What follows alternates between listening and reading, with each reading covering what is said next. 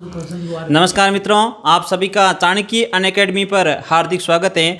आज मेरे साथ हैं डॉक्टर लोकेश बाली जी, जो कि दिल्ली विश्वविद्यालय में हिंदी विषय से प्रोफेसर हैं। तो प्रोफेसर साहब, आपका हमारे चैनल पर हार्दिक स्वागत है। बहुत बहुत शुक्रिया सर, बहुत बहुत धन्यवाद आपका, आपके चैनल पर बनाने के लिए दिल की अनंत गहराइयों से धन्यवाद। आप इतना प्यार सम्मान दे रहे हो उसके लिए बहुत शुक्रिया सर। तो सर, पहले तो आप अपना शॉर्ट में सामान्य परिचय बता दीजिए। जैसे कि सभी स्टूडेंट्स इस समय देख रहे हैं, प्यारे दोस्तों, मेरा नाम डॉक्टर लोकेश बाली है और मैं पेशे से शिक्षक हूँ। और जो हायर एजुकेशन होती है, जैसे कि पीएचडी होती है, एमफिल होगी, या एनटीए यूजीसी नेट की तैयारी करने वाले जो छात्र होते हैं, उनको मैं एक तो मोटिवेशनल रूप से, और दूसरा मैं उनको उनके कैरियर काउंसलिंग के रूप में उनको गाइड करने का कार्य करता हूँ। तो मूलतः ये हो सकता है, ये हो गया कि मैं उनको एक प्रकार से गाइड करने का कार्य करता हूँ। अच्छा, आप किसी चैनल पर भी पढ़ाते होगे, तो आप अपने चैनल का भी परिचय दे सकते हैं यहाँ पर सर। मेरे चैनल का नाम डॉक्टर लोकेश बाली है, जो मेरे नाम से है। अच्छा, आप चाहो तो उसको देख सकते हो। मैं अभी आप जैसे जो जितने भी छात्र हैं, उनको समय समय पर जो उनको उचित गाइडेंस की आवश्यकता होती है, वो ही मैं कार्य करता हूँ। तो सर, सबसे पहले आप हमें ये बताइए कि इस दिल्ली विश्वविद्यालय का प्रोफेसर बनने के लिए क्या क्या क्वालिफिकेशन होनी चाहिए, योग्यता क्या होनी चाहिए, कितने समय तक पढ़ाई करनी चाहिए, इनके बारे में थोड़ा विस्तार से हमें रणनीति बताइए सर।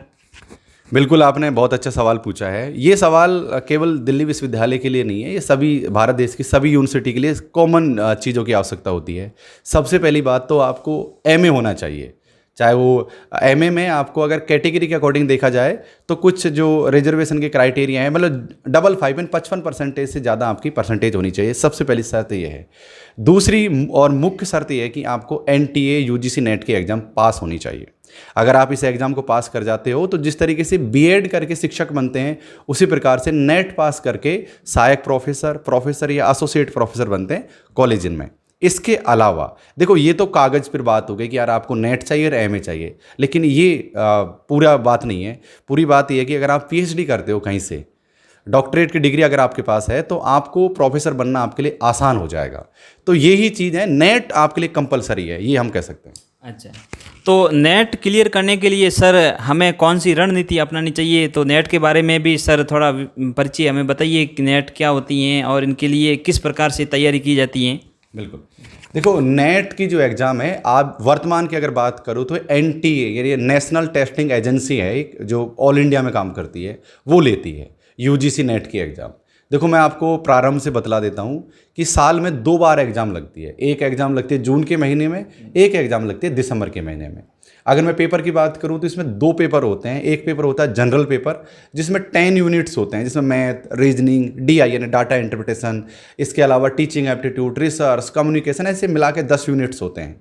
और जो आपका मूल जो सब्जेक्ट होता है, जैसे कोई किसी का हिस्ट्री हो सकता है, किसी का ज्योग्राफी हो सकता है, किसी का इकोनॉमिक्स हो सकता है, यानी 2 सब्जेक्ट होते हैं, एक तो कॉमन पेपर और ये आपका मूल पेपर। आप इनके अनुसार फॉर्म फिल कर सकते हो, और फॉर्म फिल उसी में कर सकते हो जिससे आपने एमए किया हो। तो अगर आप एग्ज़ाम पास करते हो, बैठते हो, तो डेफिनेटली एग्ज़ाम ऑनलाइन लगती है, और उसके बाद आप एलिजिबल हो जाओगे असिस्टेंट प्रोफेसर के लिए। तो सर, नेट की परीक्षा को क्लियर करने के लिए हमें किस सामग्री का अध्ययन करना है, उस बुक्स का भी थोड़ा सर बता दीजिए हमें। बिल्कुल, देखो, सबसे बड़ी समस्या स्टूडेंट्स को पेपर 1 के लिए आती है, क्योंकि 10 यूनिट्स होते हैं, सबको एक साथ असेंबल करना काफ़ी मुश्किल होता है। एक बुक मार्केट में काफ़ी ज़्यादा चलती है, वो केवीएस मदान एक राइटर हैं, उनकी बुक काफ़ी चलती है उनकी बुक। इसके अलावा अरिहंत पब्लिकेशन, प्रतियोगिता साहित्य पब्लिकेशन, ऐसे बहुत सी किताब चलती हैं। आप चाहो तो कोई इनमें से एक गाइड अपने लिए खरीद सकते हो, और जो आपका मूल जो सब्जेक्ट है उसके लिए कोई अच्छी बुक प्रेफरेंस कर लेना। जैसे अभी सर ने मेरा खुद का चैनल है एक डॉक्टर लोकेश बाली के नाम से, अगर आप कोई भी सब्जेक्ट है आपका, जैसे हिस्ट्री है, तो लिखो history best book doctor Lokesh Bali, आपको हिस्ट्री की बेस्ट बुकों की वीडियोज़ मिल जाएंगी। इस तरीके से आपका जो भी सब्जेक्ट है, आपको मैं बेस्ट बुक वहाँ पर बता रखी हैं, तो आप उसकी भी हेल्प ले सकते हो। जी सर।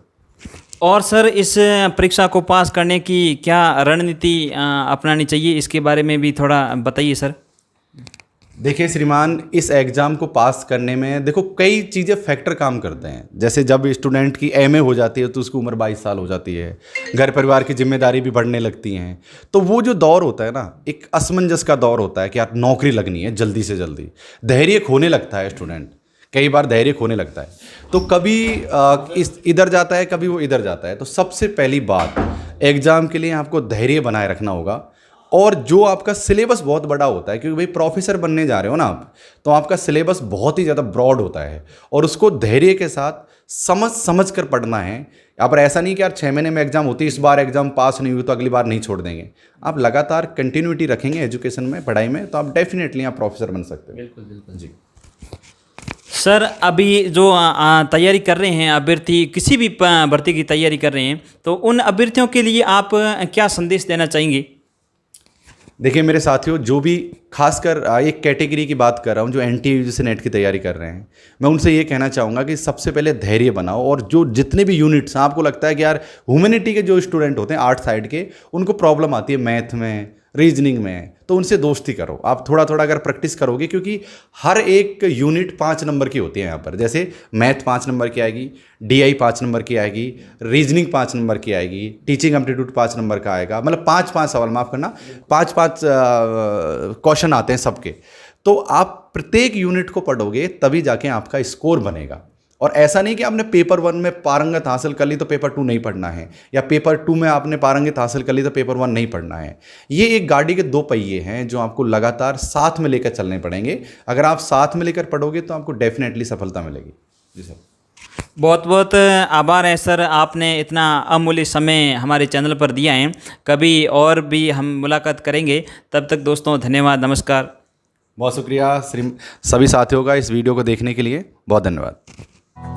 सब्सक्राइब करें हमारा YouTube चैनल, बेल आइकन को क्लिक करना ना भूलें, जिससे आगे आने वाले सभी YouTube अपडेट्स, वीडियोस, नोटिफिकेशंस आपको मिलते रहें।